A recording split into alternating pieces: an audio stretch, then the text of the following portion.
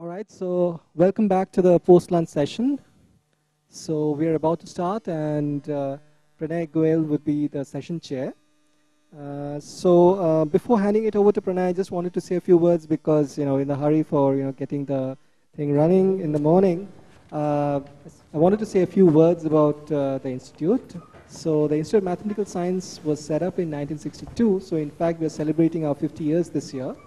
So the Institute is formally an autonomous institute under the Department of Atomic Energy. It's a fairly small institute, but we are one of the largest ones in terms of the faculty which is devoted to pure theoretical research. So the entire institute is theory-oriented. We don't have any experimental labs as such. The faculty is divided into three informal groups. So there's the theoretical physics, which is the largest grouping of all. It has about 36 faculty members. The rest of the faculty is kind of divided equally into maths and theoretical computer science. So the research conducted here spans a wide range from very pure mathematics, number theory, algebraic topology, and to cryptography. In physics, we have traditionally strength in high energy physics and string theory, but lately we have been moving a lot more into biological physics, social economic modeling, and multidisciplinary approaches. Theoretical computer science has also been extremely strong, with theory of algorithms, computational complexity, and logic being some of the stronger points among our faculty members' research over here. So that is a very short intro to our institute. And I thought I'd just ask Srinivas, my co-organizer, to say a few words about the IIT, which is like co-organizing this venture, and then give this mic over to Pranay to conduct the session. Thank you, Sitabha. IIT Madras is, as probably a lot of you know, is one of the older IITs in the country, and there were 5 older IITs, and IITM is one of them. Now there are 15 of them, and you lose track of where they are and how many they are, and so on. And we have a huge expansion of faculty strength. Now we have about 500 faculty in the institute, and it's one of the prettiest campuses probably in the world. It looks more like a forest than a college campus. And the day after tomorrow's sessions will be conducted in IITM. So I'm sure you'll enjoy the sights of deer, and stay away from monkeys. And of course, certainly stay away from the snakes. We have lots of them. So I hope you'll enjoy. Good afternoon. My name is Pranay Goel, and I'll be your chair for the afternoon session. We'll begin with a talk by Aditya Murthy at the Center of Neuroscience in the Institute of Science, Bangalore. And he's going to talk to us about brain mechanisms controlling decision making and boredom. Thanks for that. Yeah, first up, I'd just like to thank Shitabra, Srini, INCF, OP for putting this together. There are not too many neuroscientists in India, and so it's always nice to be able to be in a gathering like this and talk mostly neuroscience. Yeah, so before I sort of dive into the talk, I just thought I'd sort of give a sort of general overview, a conceptual overview of the sort of approach I take to study the brain. And so the general question is to understand how our brain controls our actions. And I sort of approach them from actually at 3 levels. At the level of behavior, what we do is we ask subjects, typically human subjects, to perform novel tasks. And by observing their behavior, we try to actually understand the computations that enable this behavior. At the systems level, we try to understand the nodes, the various sort of nuclei that actually give rise to that behavior. And this typically actually involves either microstimulating the brain in primates, using transcranial magnetic stimulation, or actually looking at instances where some of these nodes are actually disturbed, as in Parkinson's disease. And then finally, at the level of single neurons, we can actually train monkeys to perform similar kinds of tasks and then record from single neurons to sort of relate the pattern of activity of these neurons and how they're integrated in the system, and that performs a computation. Now, the behavior that I actually study is the oculomotor system. Arguably the most important part of the motor system. What we do is, why do we study eye movements? Eye movements are a good sort of and a simple system for a number of reasons, and I'll just actually cite two. One is that a class of eye movements called saccadic eye movements can be willed. Okay, so you can instruct subjects and then they can perform these movements, and so that's sort of a necessary ingredient to study voluntary control. Secondly, and that's shown from this very old slide from Yarbus, eye movements are cognitively penetrable, and I think that idea was brought nicely by Bapiraju's earlier work, showing, for example, how the oculomotor system can do implicit learning. So this is a slide from Yarbus in which he was among the first to actually record eye movements of subjects performing tasks. And here you can see these fixations, okay, the brief pauses in the eye movements. So actually vision is typically an active process, involves eye movements. And so what you're doing is you're bringing the fovea, or the center of vision, to points of interest in the visual scene. And so you can see that the distribution of these fixations are not random, right? They're not just randomly sampling the image, but rather they're focused on points of saliency, okay? And that's an important aspect of eye movements. They're goal-directed. These goals are essentially two types. Goals that are bottom-up driven. They're driven by the salience of the image. So if you have a bright spot or of light, your eyes will be directed, in some sense controlled by the image itself. The eye movements are also controlled by the subject. Okay, that is, they're driven in a top-down fashion by instructions.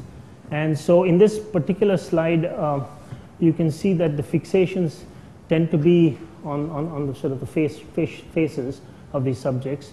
And so typically in this, I think this particular experiment, Yarbus instructed his subjects to determine the age of subjects. If the instructions were to determine, let's say, the wealth status of these subjects, you'd find that the fixations would be around, for example, their clothes or items of jewelry. So you can see that eye movements, although they're very simple, they essentially sort of imbibe or express really a hallmark of decision making, which is that they're driven by both bottom-up and top-down processes. Now, this is sort of the model that I typically use, the rhesus monkey brain. And sort of the bare bones circuitry, the eye movement system, the saccadic eye movement system, is actually rather straightforward.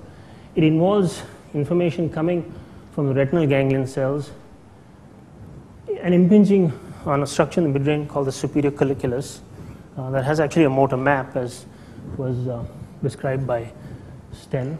And the output from the superior colliculus then goes to the brainstem, to the vertical and horizontal saccade generators, and then the motor neurons from the brainstem then move the appropriate muscles, so they yoke the eyes in a conjugate fashion, producing the saccadic eye movement.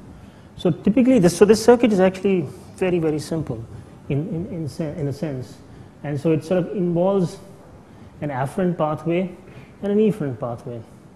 And typically, you can actually measure the time it takes for visual signals to reach the superior colliculus by sticking an electrode and measuring the earliest latencies of visual responses, and that's typically about 60 milliseconds. You can stimulate the superior colliculus and evoke eye movements, and they typically get evoked in about 20 to 30 milliseconds. So essentially, you've got an eye movement that can, in principle, happen in 80 milliseconds. Okay, but it turns out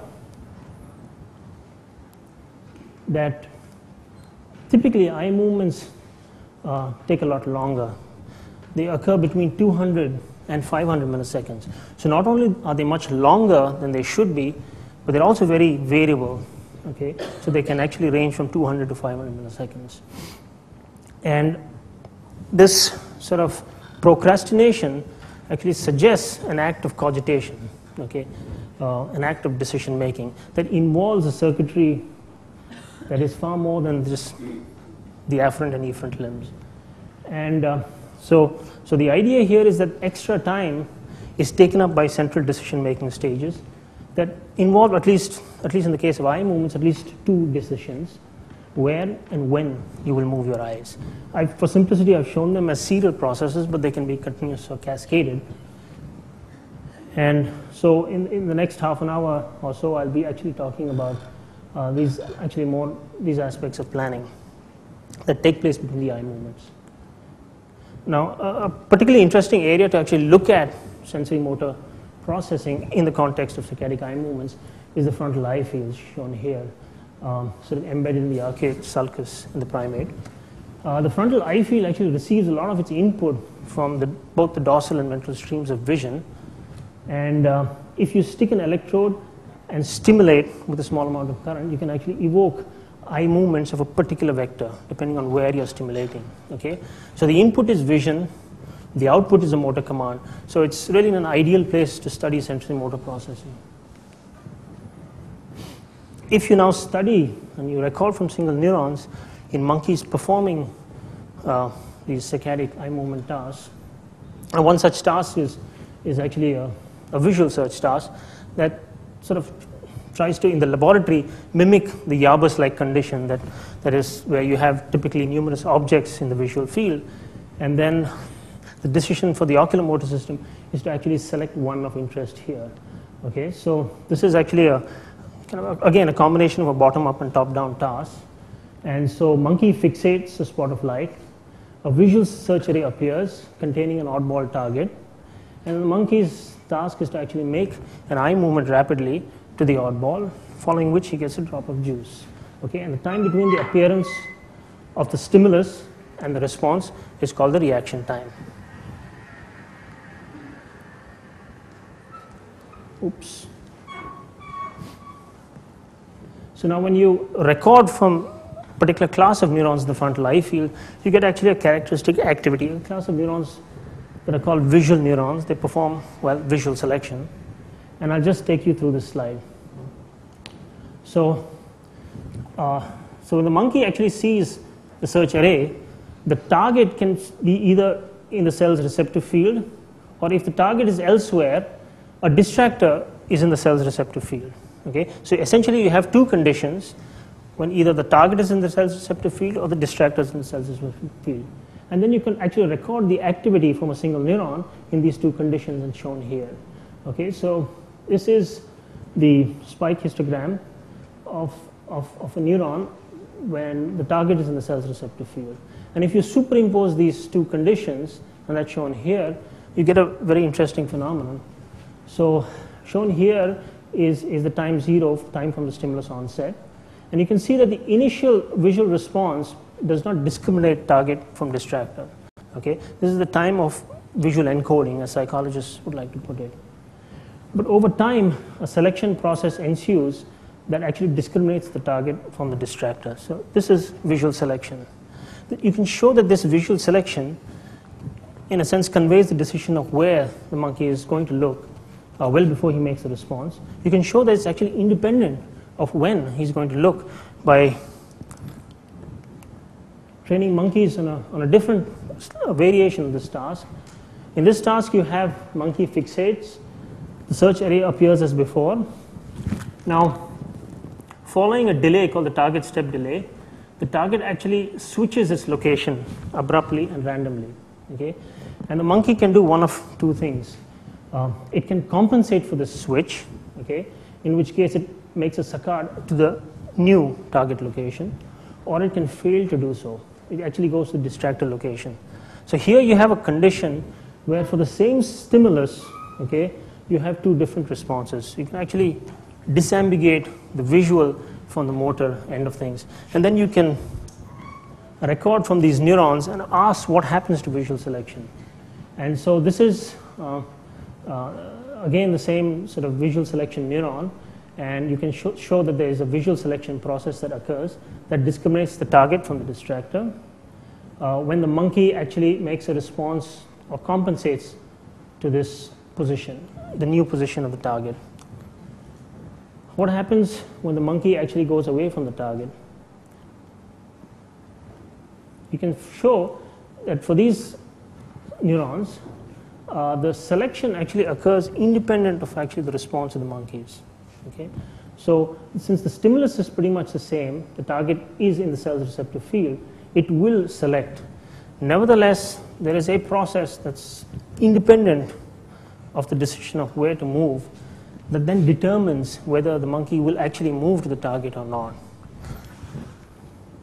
These neurons, there's a separate class of neurons in the frontal eye fields called movement-related neurons that actually determine the outcome of behavior, and that's actually illustrated here. These neurons, unlike the visual neurons, are more tied to the behavior of the monkey itself. And so this is the data taken from Haynes and Scholl, in which they trained monkeys in an oculomotor task. And as mentioned before, monkeys show variability in the responses. Okay? So they have a reaction time distributions. What Haynes and Scholl did was they actually divided the distribution into actually three sort of bins. Those reaction times are the fast, medium, and slow. And then what they did was they asked what the activity of those neurons were for these three different classes of reaction times. And as you can see, the response associated for this particular neuron with fast reaction times show a ramping up that's actually rather quick relative to when the same neuron was associated with a medium and a slow reaction time. Okay? And for lack of time, I haven't described this, but it turns out they also show that this ramping up occurs to a certain threshold level of activation, following which a response occurs. Okay? So it's as if these neurons are sort of accumulating the sensory evidence presented by the visual neurons shown before up to a particular threshold, following which a response is made.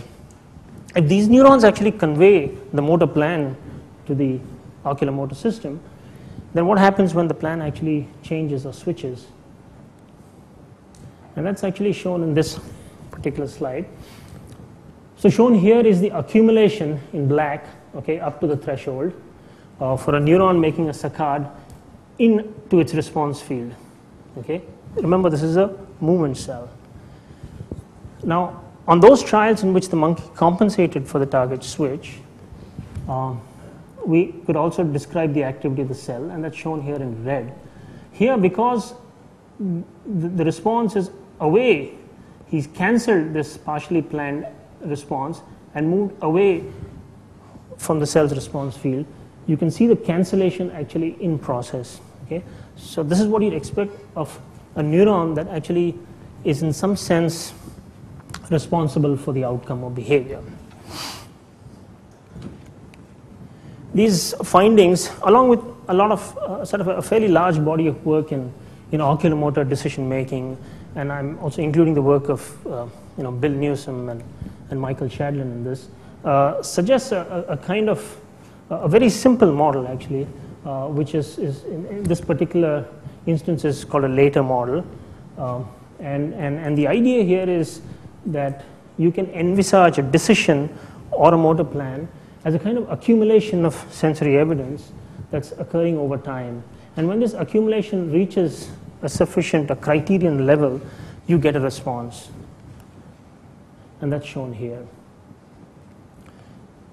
This model actually has stochasticity, so that not every trial is identical, and the stochasticity in a sense explains the reaction time distribution very nicely, which shows a rightward skew. Now this later model, although it's been a very popular framework to study sensory motor decision making, hasn't actually been causally tested.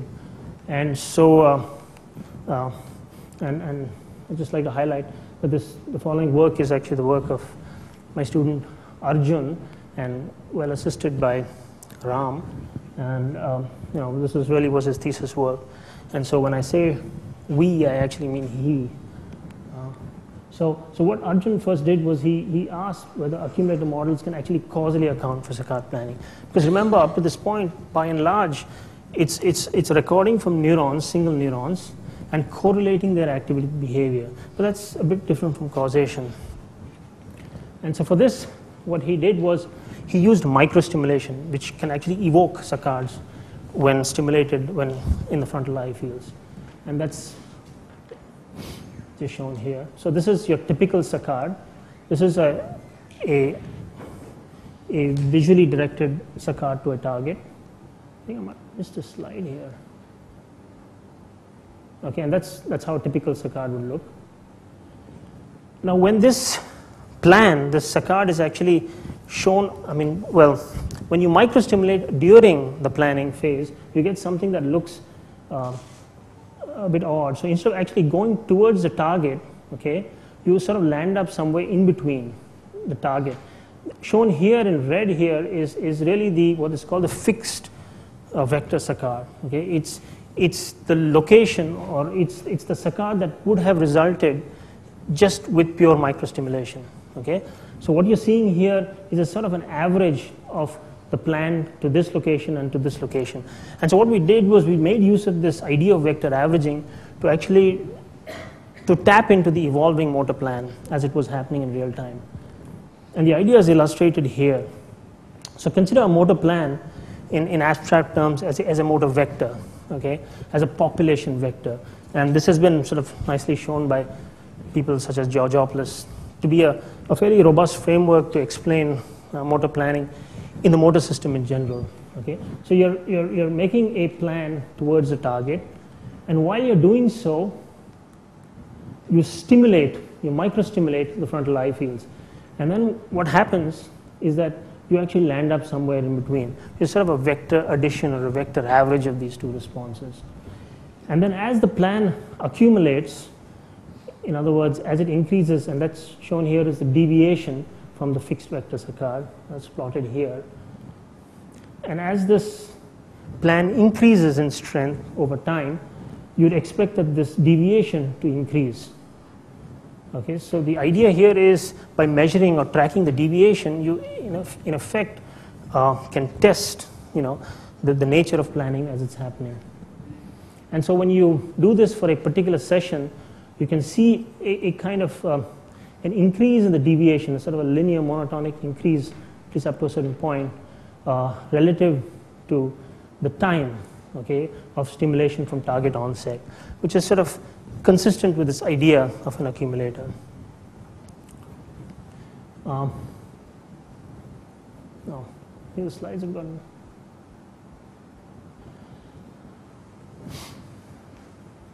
And so as I said, that the accumulator model has a sort of inbuilt stochasticity. So on some trials, you'd have fast accumulation, and some trials you'll have slow accumulation. And then to sort of test this, what we did is we computed the slope, okay, for a given session, and then asked what reaction time was actually associated with that slope. And so consistent again with this idea of accumulation, you find an inverse relationship between the slope of the no-step deviation and the reaction time, establishing in some sense a causal relationship between accumulator and motor planning. So just to summarize, these findings suggest that the accumulator models can be used to successfully account for saccade planning. The next we asked, he asked whether saccade plans can be modified. And for this we actually we devised a task what we call a redirect task, which is a slightly modified double-step task. And so on a large fraction of trials, subjects, in this case human subjects, instructed to make a saccade to a target. This is a simple enough response. On a set of catch trials, 40%, after target step delay, a second target appears, keeping the first target on. And on these trials, the subjects were supposed to compensate. Okay? They're supposed to cancel or inhibit the partially prepared response and go to the new target. Sometimes they were not able to do so. This is an act of control, demands inhibition, and they make an erroneous response. They go to the initial target followed by a corrective response. And the nice thing about this behavior is that you can actually test if subjects can cheat, because it's a voluntary task and these are not trivial tasks. So if you can plot the probability of error as a function of target step delay, you get a function that is supposed to increase with time. And so this again makes intuitive sense, because as the target step delay increases, you're well into planning the first response, since you're not able to cancel or inhibit the partially prepared response. And so you expect more errors over time. And this is sort of the data from 9 subjects that actually essentially verifies that the behavior is fine. Now, we try to as I said, encapsulate this model in the context of an accumulator model. We essentially extended the accumulator model to account for voluntary control. And the idea is, again, very straightforward. An accumulator produces the saccade, the initial saccade. On the fraction of trials, on step trials, when a new target appears, we assume that a new process, abstract computational process called a stop process, kicks in that attempts to actually cancel this partially prepared response. And you can have actually two outcomes. If the finish time of the go process, in a sense, occurs earlier than the finish time of the stop process, it's a race, then you'll get an error shown here.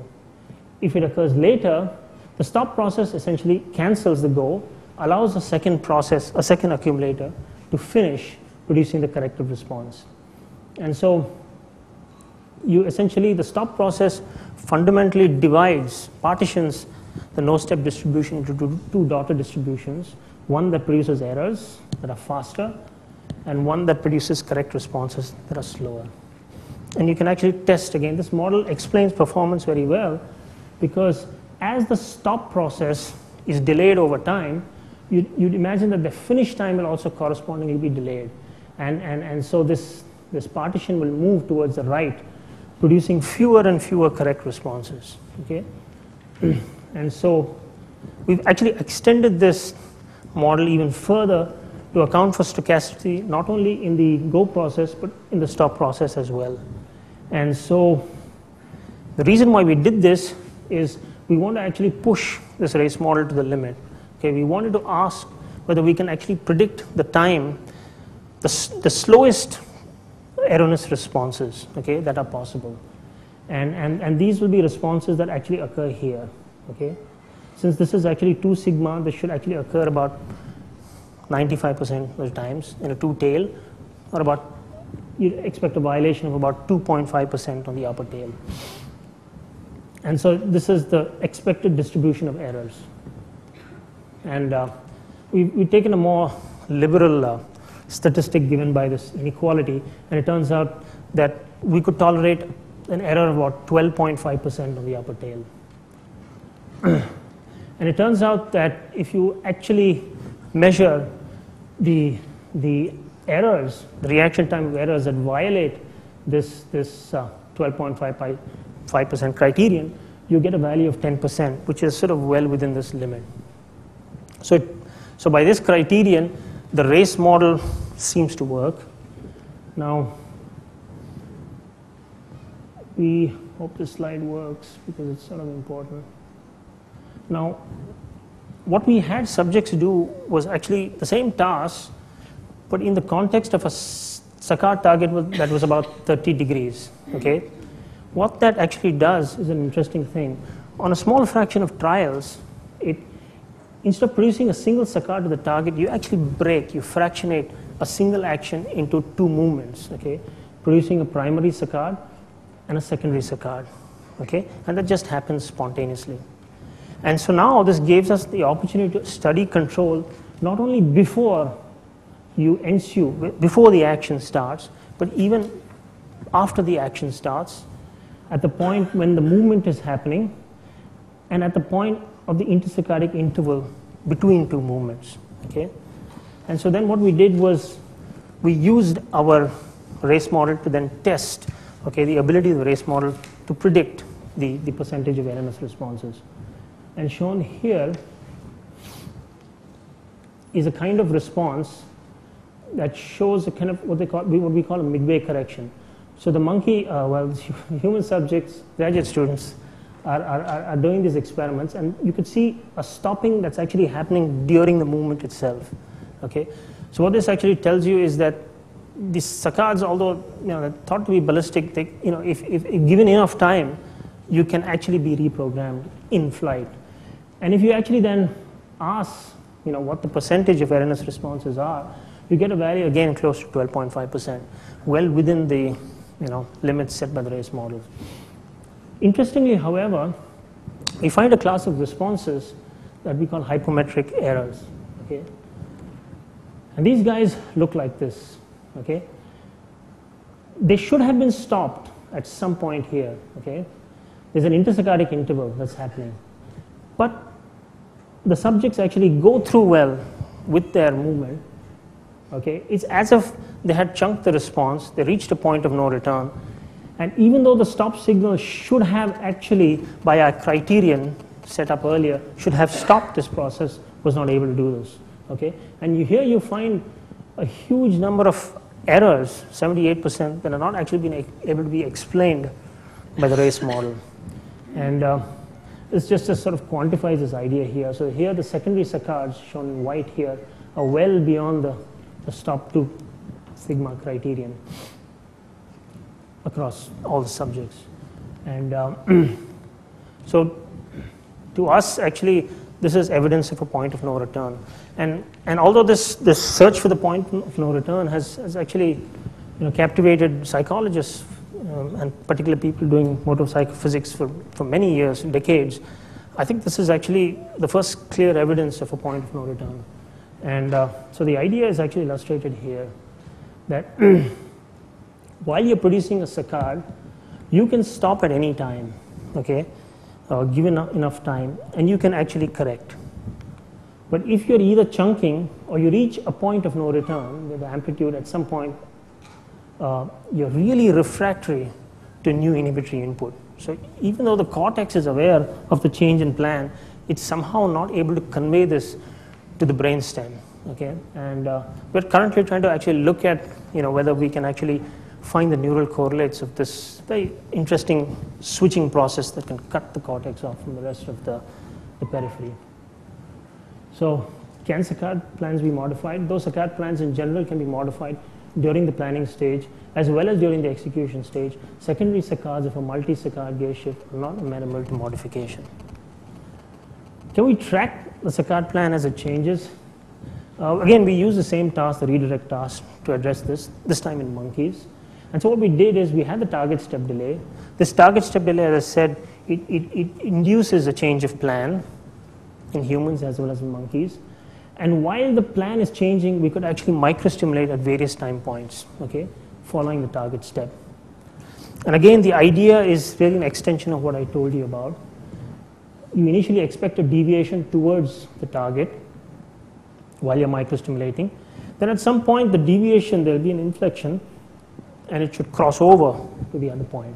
Okay? This time of crossover is thought to reflect the change, the time when the actual decision changes in real time. And so we wanted to actually test whether the microstimulation can reveal that. And so this is the data from one session. So this is the deviation plotted. So shown here in green is the initial target, red the final target, and this here is this switch time, which corresponds to this zero crossing time. Shown here is a time of the evoked saccade.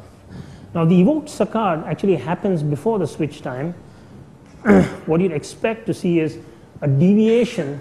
As I said, this is the initial target shown in green, the final target shown in red. As I said, the microstimulation, maybe I've forgot to mention this, but that it actually happens orthogonal, okay, in a direction that's orthogonal to the initial and final target. So the deviation can be easily measured, as it's actually switching its plans. So if the saccade, evoked saccade happens before the switch time, you'd expect a deviation, okay, because he hasn't switched, towards the initial target. I've already told you about that. But what's actually interesting is that the corrective response actually also occurs to the initial target. So see what happens when the switch time actually occurs before the evoked saccade. Now, as you'd imagine, the plan, it's already switched. So now the deviation is now towards the final target. And correspondingly, the corrective saccade also occurs to the final target. Now, the interesting case is when the evoked saccade actually happens around the switch time. Okay, you're just catching the switch as it's happening. Now, you get an interesting pattern. The initial deviation, okay, is towards the initial target, okay, but the corrective response, okay, is actually towards the final target. So around this time, you just caught the switch, and then you can actually quantify this, and you can actually show that the crossover time this corresponds to the switch time. So we can actually track the time it takes to change of decision. We then asked whether we could use this to actually reveal the mechanism, the computational mechanism underlying a changing Saccard plan. And the idea is, again, a sort of extension of what other people have been doing. And so what we do is we model accumulators corresponding to Go1 and Go2 process, planning a Saccard to the first and second target as a drift diffusion process. The mean drift of mu and standard deviation of sigma, so that we add this noise at every time step, and that's as shown here. Okay, now changes of mind, okay, are not actually trivial for the brain. I mean, we do this all the time, but they produce a very interesting, well, in some ways a paradox, because you have an accumulator. Okay, so this is the initial plan. It starts off earlier. Okay, so by definition, the second accumulator, the correct plan, is much weaker. And in fact, if there is any inhibition of these two incongruent plans, this inhibition should be far greater of this plan onto this plan. Okay? In this scenario, you should never actually expect a change of mind. And so, as you'd expect, a go-go independent model fails to actually account for behavior. And so this is actually the data from a given session. This is the deviation profile, okay, the normalized deviation profile. And as you can imagine, this model never actually predicts the compensation function. Okay, so what we then did is we tried to incorporate changes, okay, in these models by adding interactions, okay, between these accumulators to try to actually fit the data. In this process, what we did was fundamentally we only fit the behavioral, the compensation functions. We let the deviation profiles just as is, okay? And then we asked the ability, we just essentially asked, which model performs better or the best. And so these are the modifications. We first added kind of inhibitory interactions, reciprocal inhibitory interactions between these two accumulators. In this case, we had the coefficients were the same. So as you can imagine, it doesn't really change anything, and you get the same output. Then we made these interactions asymmetric. Okay, so what we did was we gave this guy a bit of a boost over this guy. So we made the beta Go2s, okay, the inhibition on from Go2 to Go1 much stronger than vice versa. Okay, and as you can see, this model actually did much better. But however, when we actually tried to predict the crossover time from the observed crossover time, there was a sort of an underestimation.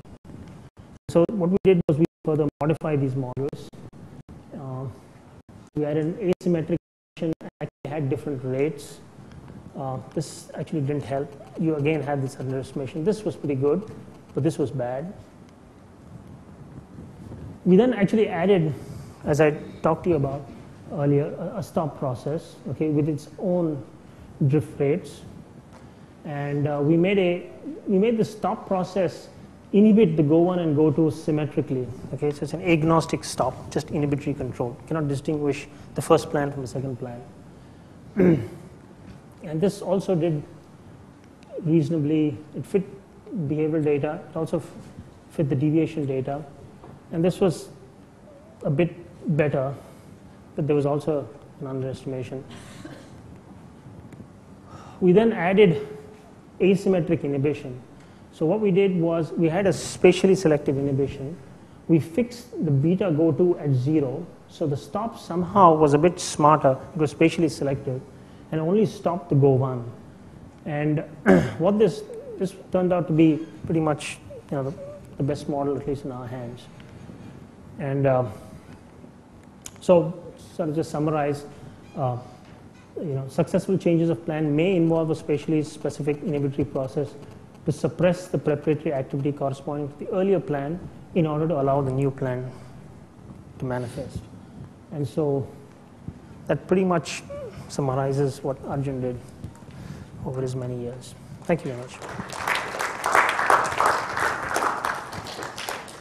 Time for a few questions. Thank you very much. The microsaccades that you saw in Jarvis diagram of Riplin's painting are what is the latency of the You're talking about the secondary saccades? yeah, the microsaccades that you saw in the line in Jarvis' painting that you pointed to. So you made small saccades. Oh, you're talking about the breaking up of the saccades? Yeah. That's entirely different thing. Or do you see microsaccades? Oh no, these are these are saccades. No, they're not microsaccades. These are saccades that are actually greater than, we had a criterion, I forget, but they're actually about, they could be 6 to 8 degrees. The original saccade, okay, the length was about, I think, 35 degrees.